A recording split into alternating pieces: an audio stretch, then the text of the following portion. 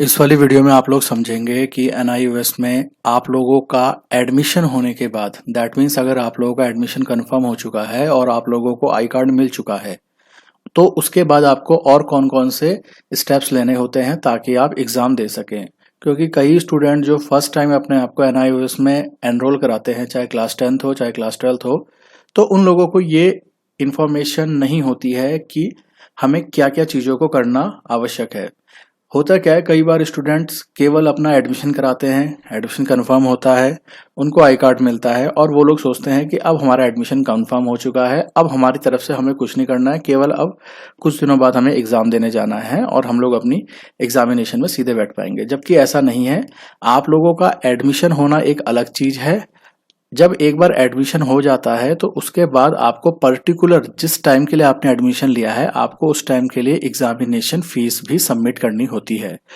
तो उसी के संबंध में यहाँ पर जो 2024 में अक्टूबर में जो एग्जामिनेशन है एनआईयूएस की, उसके लिए यहाँ पर आपके लिए एक नई नोटिफिकेशन आई है जिसमें आप लोगों को ये देखना है कि आपकी एग्जामिनेशन की फीस कितनी होती है और आपने किस किस तरह से इसको सबमिट करना है और क्या इसकी लास्ट डेट होती है।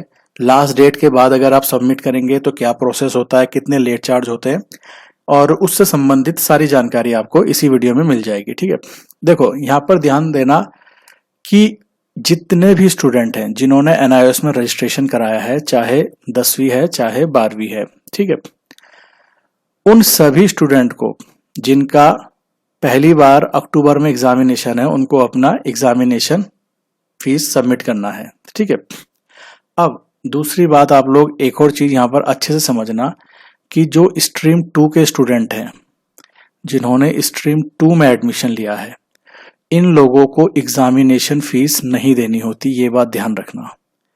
केवल यही वाले स्टूडेंट होते हैं जिनको फर्स्ट टाइम पहली बार का मतलब मान लो किसी स्टूडेंट ने 2024 में स्ट्रीम 2 में अपना एडमिशन कराया, अब वो चाहे क्लास 10th का हो चाहे क्लास 12th का हो, तो इस बच्चे को अक्टूबर 2024 में जो एग्जाम होंगे उसके लिए इसको कोई एग्जाम फीस देने की आवश्यकता नहीं है। लेकिन अगर यही स्टूडेंट अक्टूबर 2024 के एग्जामिनेशन में नहीं बैठता है, एग्जामिनेशन नहीं देता है या फेल हो जाता है, तो इसके बाद ये जो भी एग्जाम देगा उसकी इसको एग्जामिनेशन फीस देनी होगी। तो ये बात आप लोग अच्छे से समझ लीजिए। ठीक है, तो ये रही स्ट्रीम 2 वाले की बात। इसके अलावा जितने भी स्टूडेंट हैं स्ट्रीम 1 के या ओल्ड स्टूडेंट हैं, इन सबको अपनी एग्जामिनेशन फीस देनी होती है। ठीक है, यहाँ पर देखो क्लियर भी लिखा हुआ है, there is no need to pay examination fee by learners of NIOS registered in secondary and senior secondary under stream 2 ऑफ 2024 whose first public examination will be held in October-November 2024 as the examination fees is collected along with admission fee at the time of registration। तो वही चीज यहाँ पर लिखी हुई है कि जितने भी बच्चे ये वाले जो मैंने अभी आपको समझाया स्ट्रीम 2 वाले बच्चों के एडमिशन के साथ ही उनकी एग्जामिनेशन फीस भी ले ली जाती है उसी टाइम पे और वहीं पर सबमिट हो जाती है जिस टाइम वो लोग अपना एडमिशन ले रहे होते हैं। बट स्ट्रीम 2 के अलावा जितने भी ओल्ड स्टूडेंट हैं और जितने भी स्ट्रीम 1 के हैं, अब स्ट्रीम 1 में ब्लॉक 1 या ब्लॉक 2 जो भी है, इन सबको एग्जामिनेशन फीस देनी होती है। ठीक है, क्लियर बात। तो ये सब बात आपको समझनी आवश्यक है। अब दूसरी बात, कई स्टूडेंट के साथ ये होगा कि जब वो एग्जामिनेशन फीस जमा करने जाएंगे तो उनकी एग्जामिनेशन फीस वहां पर सबमिट ही नहीं होगी। कैसे नहीं होगी? कई स्टूडेंट के साथ ये होगा कि उनके मान लो 5 सब्जेक्ट है, 1 2 3 4, ये 5 या 6 सब्जेक्ट हैं। अब ये लोग जब एग्जामिनेशन फीस देते हैं तो हर सब्जेक्ट के आगे आपको टिक करना होता है कि आप किस किस सब्जेक्ट की एग्जामिनेशन फीस देना चाह रहे हो। ठीक है, तो कई स्टूडेंट्स के साथ ऐसा होगा कि वो 4 सब्जेक्ट के बाद, मतलब आप लगा के चलो जो भी 4 सब्जेक्ट है उनको सेलेक्ट कर पाएगा, लेकिन उसके बाद वो सेलेक्ट ही नहीं कर पाएगा, बाकी के सब्जेक्ट उसको सेलेक्ट करने का ऑप्शन काम ही नहीं करेगा। तो ऐसे में इन स्टूडेंट्स को ये समझ जाना चाहिए कि इनकी एग्जामिनेशन फीस क्यों नहीं जमा हो पा रही है, क्योंकि इन लोगों का जो 10वीं क्लास है और जो 12वीं क्लास है इसके बीच में 1 साल का गैप नहीं है। फॉर एग्जाम्पल, किसी बच्चे ने 2023 में 10वीं पास करी है और यही बच्चा 2024 में 12वीं के एग्जाम देने जा रहा है, क्योंकि एनआईओएस आपको एडमिशन दे देगा। एडमिशन आपको तुरंत दे देगा, उसमें कोई दिक्कत नहीं है। लेकिन जब आप एग्जाम फीस जमा करने जाओगे तो एग्जामिनेशन फीस ऐसे वाले स्टूडेंट की वो नहीं लेगा, केवल 4 सब्जेक्ट तक ही आपको ऑप्शन देगा और 5वां या 6ठा सब्जेक्ट आप सेलेक्ट ही नहीं कर पाओगे। और आप लोगों की जानकारी के लिए बता दूं कि अगर आपको क्लास 10th हो चाहे क्लास 12th हो, अगर आपको ये पास करनी होती है तो आपको मिनिमम 5 सब्जेक्ट पास करना मैंडेटरी है। ये नियम होता है, चाहे किसी भी बोर्ड से हो, आप सीबीएसई हो या सीआईएससी बोर्ड हो, कोई सा भी बोर्ड हो या स्टेट बोर्ड हो, आपको मिनिमम 5 सब्जेक्ट पास करने होते हैं, तभी जाके आपको पास कहा जाता है। अब वो चाहे क्लास 10th हो चाहे क्लास 12th हो। तो जो ऐसा स्टूडेंट है जिसके केस में ऐसी कहानी बन गई है कि वो तो सब्जेक्ट सेलेक्ट ही नहीं कर पा रहा, तो उसे घबराना नहीं है, उसे खुद समझ जाना है कि भाई यहाँ पर मेरा क्या है कि मेरी 10वीं और 12वीं के बीच में 1 साल का गैप ही नहीं है। अब ये वाला केस में ये स्टूडेंट केवल 4 सब्जेक्ट के एग्जामिनेशन दे सकता है और बाकी का जो 1 सब्जेक्ट और 2 सब्जेक्ट या 3 सब्जेक्ट जो बच गए हैं, इनको ये 2025 में मतलब अगले साल ही दे पाएगा, उससे पहले नहीं दे पाएगा। और 2025 में जब ये इसके टोटल 5 सब्जेक्ट हो जाएंगे तभी जाके इसको पास कहा जाएगा और इसको मार्कशीट दी जाएगी, क्योंकि अब एनआईओएस फेल स्टूडेंट को मार्कशीट भी नहीं देता है। पहले तो मिल जाती थी, बट अब नए जो परिवर्तन हुए हैं उसके हिसाब से केवल जो स्टूडेंट पास होता है उसी को उसकी मार्कशीट कम पासिंग सर्टिफिकेट दिया जाता है। तो ये भी आप लोग को समझना है, ठीक है। तो ये मोटी मोटी जो इसकी जानकारी थी वो मैंने आपको बता दिया कि एग्जामिनेशन फीस के बारे में, किस किस को एग्जामिनेशन फीस देनी है, किसको नहीं देनी है, किसके केस में एग्जामिनेशन फीस सबमिट नहीं हो पा रही है 4 सब्जेक्ट से ज्यादा, तो उसके क्या रीजन होंगे, ठीक है। अब बात करते हैं यहाँ पर अगली चीजों की कि जो आपके फीस है, जो आपने फीस देनी है, चाहे क्लास 10th हो चाहे क्लास 12th हो, तो उसका जो यहाँ पर आपको एक अपडेट दिख रहा है वो मैं आपको यहाँ पर थोड़ा समझा देता हूँ, ठीक है। यहाँ देखो, अब ये ध्यान रखना, ये जो एग्जाम फीस है ये 10वीं और 12वीं दोनों स्टूडेंट्स के लिए, ऐसा नहीं है कि 10वीं वालों की अलग है 12वीं वालों की अलग है, दोनों के लिए सेम ही आपकी फीस होती है, ठीक है। इस बात को आप लोग ध्यान रखना। अब दूसरी चीज मैं आपको यहाँ पर ये समझाता हूँ कि जो आपकी एग्जामिनेशन फीस है वो हर सब्जेक्ट की एट द रेट पर सब्जेक्ट आपकी कितनी है, 300 रुपए, ठीक है।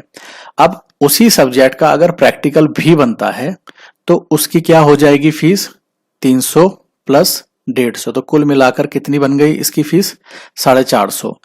अब अगर ये स्टूडेंट इसको लेट में देता है, मतलब एक टाइम निकलने के बाद, वो डेट्स भी मैं आपको बताऊंगा कि कब तक आप दे सकते हैं।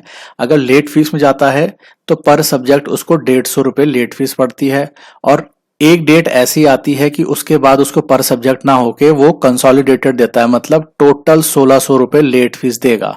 अब इससे कोई मतलब नहीं कि उसके सब्जेक्ट कितने हैं, उसे ओवरऑल 1600 रुपए लेट फीस देनी पड़ेगी, ठीक है। तो ये 3 तरह की बातें मैंने आपको बताई कि पहले आपकी एक सब्जेक्ट की फीस है 300 रुपए, अगर उसी सब्जेक्ट का प्रैक्टिकल भी है तो 150 रुपए एक्स्ट्रा होगी। फॉर एग्जाम्पल मैं आपको समझा देता हूँ, जैसे मान लो किसी स्टूडेंट का डेटा एंट्री वाला सब्जेक्ट है, तो उसके उस वाले सब्जेक्ट की एग्जाम फीस कितनी जाएगी, 300 प्लस 150, क्योंकि इस सब्जेक्ट का थ्योरी एग्जाम भी होता है और प्रैक्टिकल एग्जाम भी होता है।